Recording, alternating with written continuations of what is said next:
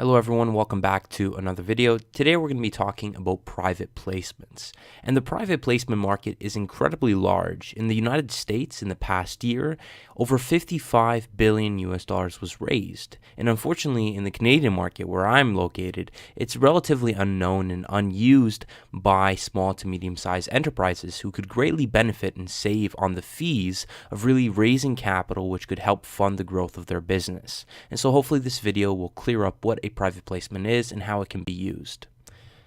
So, a private placement is the sale of securities to a small group of select investors as a way of raising capital while avoiding key disclosure requirements.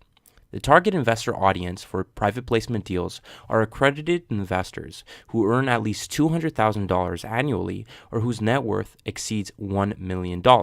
And of course, institutional buyers like large banks, mutual funds, insurance companies, and pension funds. So, very much poorer retail investors are not going to be able to participate in private placements. And so the thinking is that with these accredited investors and of course institutional buyers, there's a more sophisticated investor audience, and therefore there's much more flexibility with the private placement because people will understand that they can tailor the deal to meet your needs and at the same time be compensated fairly with more complex securities. So both public and private companies can either sell equity shares or bonds through the private placement while taking advantage of some key benefits. So why use a private placement? The key benefit of the private placement is that the company does not have to register the shares or bonds sold to investors with the Securities and Exchange Commission for U.S. issuers or the OSC for Canadian issuers and file a prospectus for the public.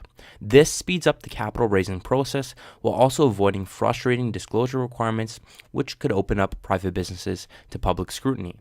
And so normally when you raise capital and you go through a secondary offering or an initial public offering, you have to build a preliminary prospectus, hire lawyers and investment bankers to really properly value the company and prep the company, then go to the regulator, whether the SEC or the OSC, get the approval for that document, which takes a few weeks, and then go to the public and circulate it around the public. And this prospectus provides all the information they need to really make a decision on whether they want to invest in your company and provide funds for your company. And then you go on a roadshow, and then you kind of sit down with them and talk to them about the business and convince them to really buy your shares, and then finally you conduct the IPO or the secondary offering to really raise those funds. And so that process is really long and it can be very costly because you are working with investment bankers who have very high fees and lawyers who are prepping your company.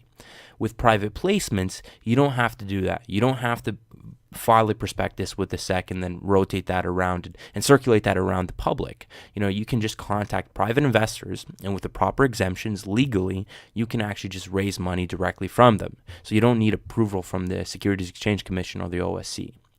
Now, the primary risk is the potential lack of liquidity for the securities. So now that you're going only directly to the investors rather than through the public markets, there is no market set up for these securities, and therefore the problem is the lack of liquidity.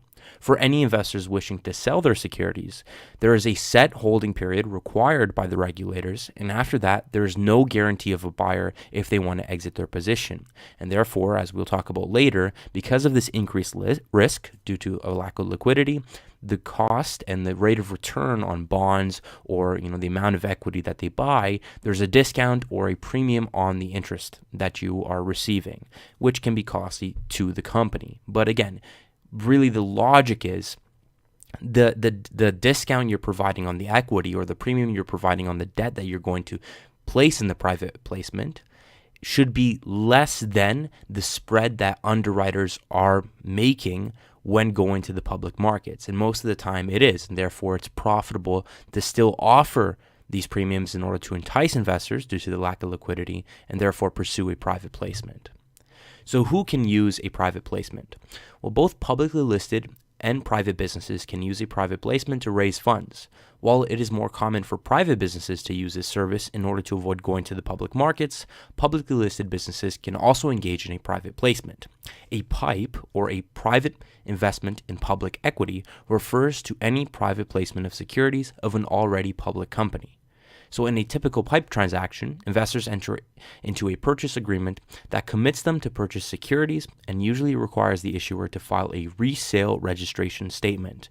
And a quick comment on the resale registration statement, essentially that allows the investors who bought those securities to resell them after the holding period. And so that they don't have to file further statements, the registration statements are filed by the issuer rather than the investors who would want to resell the securities that they bought. So for private businesses, it's just a private placement, and for publicly listed businesses, it's a PIPE transaction. So why invest in private placements? Well, from the investor's perspective, private placements offer investors the opportunity to invest in assets that are uncorrelated to their stock market investments.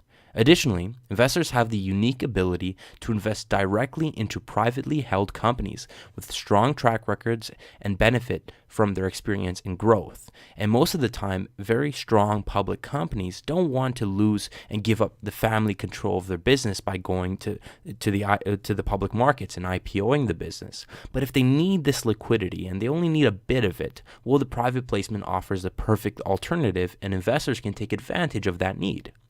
Now, due to the lack of liquidity, the yield on any bonds is much higher than a comparative public offering, whereas equity offered in the private placement is bought at a discount to compensate investors for the increased risk, as I talked about before. So let's look at a real-world example. So prior to Facebook's IPO in 2012, Goldman Sachs participated in a $1.5 billion private placement with the tech company, helping it increase cash reserves and improve the company's financial flexibility in 2011. I forgot to put that in here.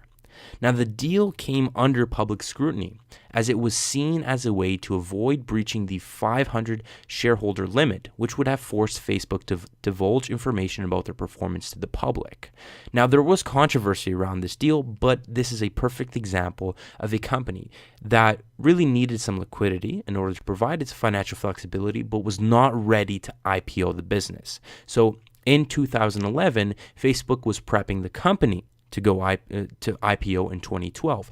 But they said, oh, we're not ready to. But we need cash. We need to increase the amount of liquidity. How can we raise a lot of cash? We're not talking about 500 million. We're talking about 1.5 billion. Well, going to Goldman Sachs and contacting their client list and these very, very wealthy investors, well, they set up a private placement with the bank in order to really raise that money, and then through a special purpose vehicle, they are able to really invest in the company at a $50 billion valuation and help raise funds for the company while avoiding divulging information to the public. So Facebook was not ready to go public. They didn't want to share the information. They still wanted to prep the business. They wanted to show a really strong quarter, go out on a strong previous performance reporting period, and therefore they went through the private placement in order to not really face that public scrutiny. And this is a very perfect example of that. And a lot of people misunderstood what the private placement was, and that's why they got a lot of media attention and public scrutiny, because people just didn't understand what it meant. Yes, they were avoiding the 500 shareholder limit, but there was a lot of benefits to that because,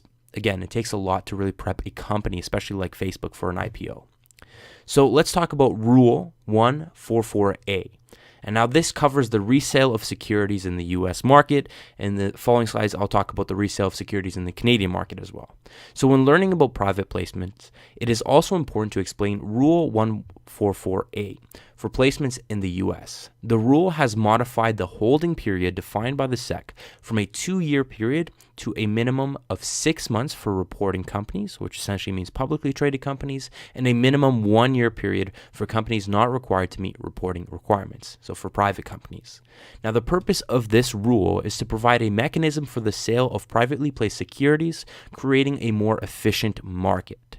So for any private placements by publicly traded companies, so PIPE transactions, the minimum holding period for those securities that were bought by investors is 6 months, whereas for private placements by private companies, there is a 1-year holding period.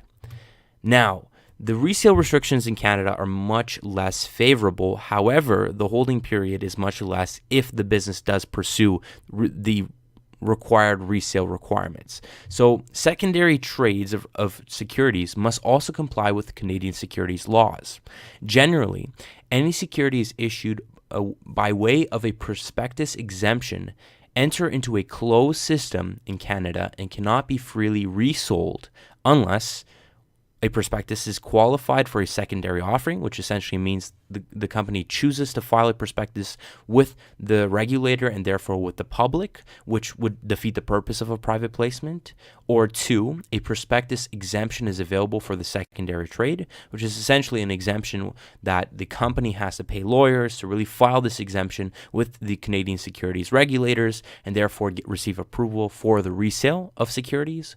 Or the third option is the original issuer of the securities is or becomes a reporting issuer in Canada. And so that essentially means that they go public after the private placement, and therefore they can really, the buyers of the private placement before they went public can now sell those securities because the company is public now.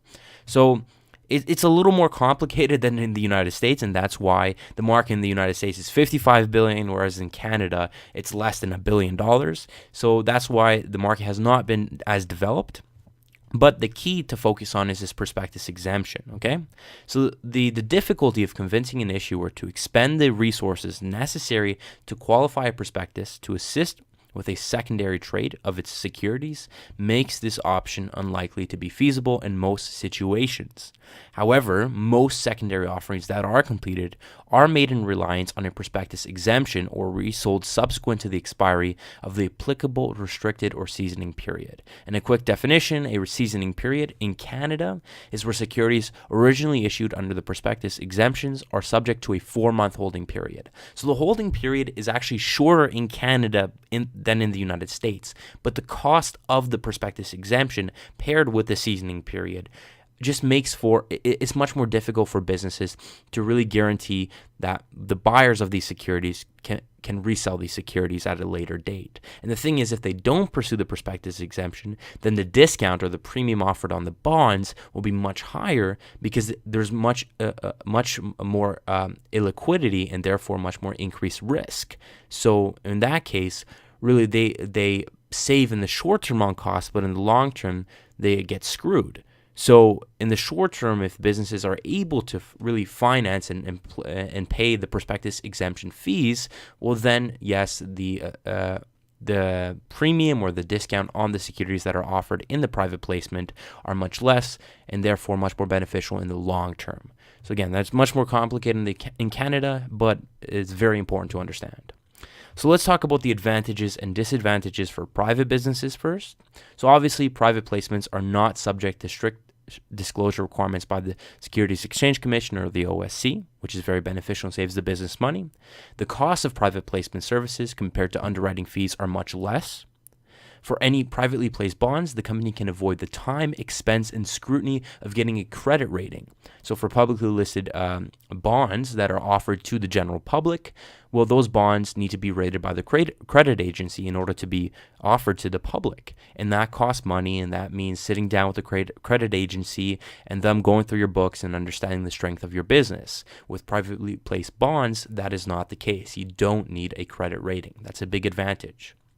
Also, each placement can be custom built, and businesses can offer more complex securities to meet their needs because they're dealing with a more sophisticated investor audience versus just the general public. Now, what about the disadvantages? The buyer expects a higher rate of interest than he earns on a publicly traded bond or a higher discount on the equity that is offered. So that is a big disadvantage.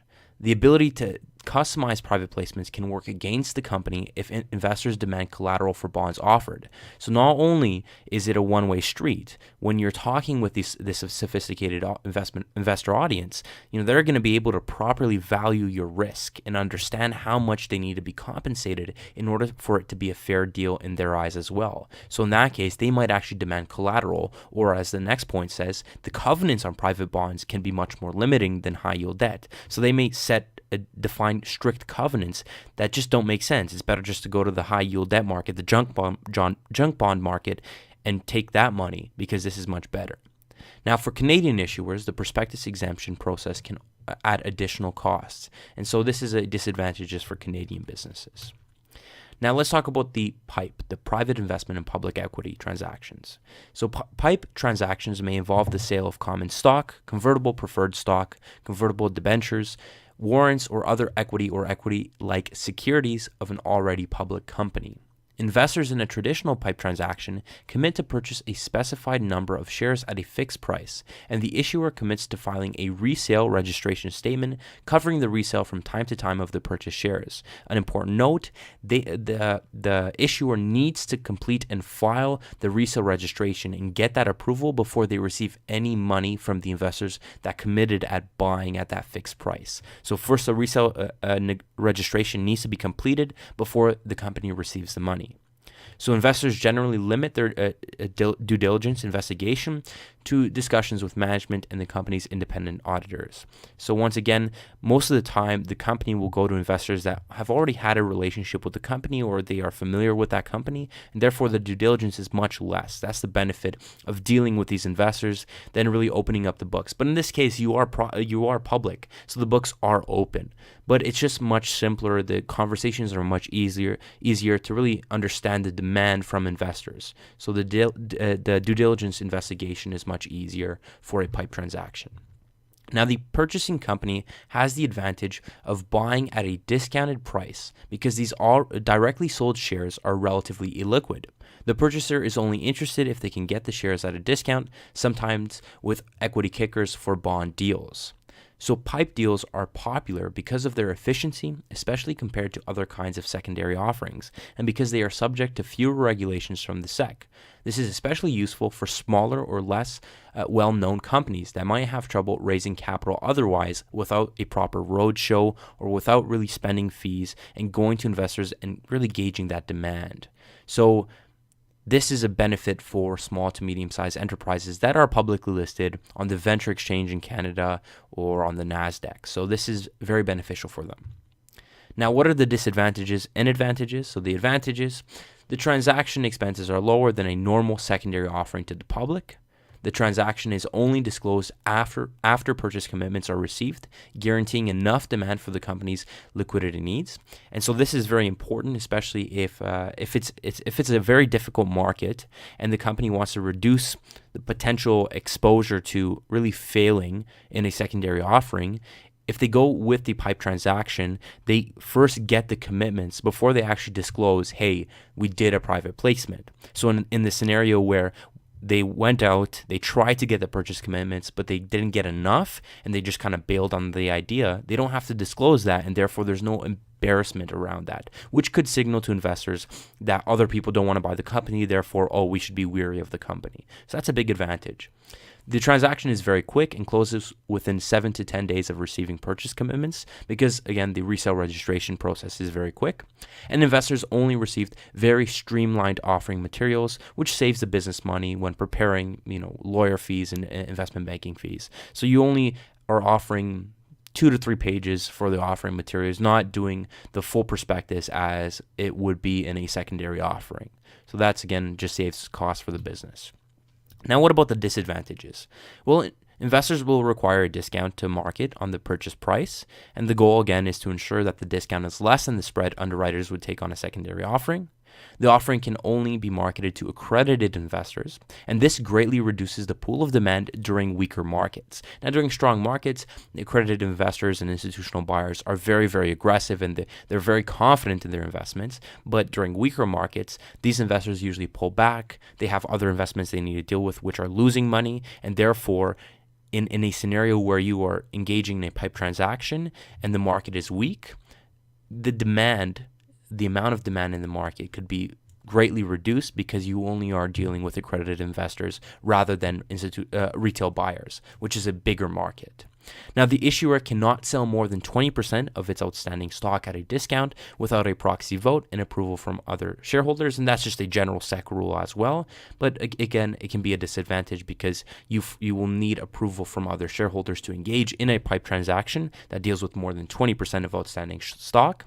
And then there is a limit to the number of blackout periods an issuer can use. And essentially a blackout period, when we talked about the trading, the resale of these securities placed in the private placement, a blackout period is the ability for a business to set this blackout period so that there are no resales. There's no trading among the buyers for a respective period of time. And so with the PIPE transaction, the SEC limits the amount of blackout periods that an issuer is able to enforce.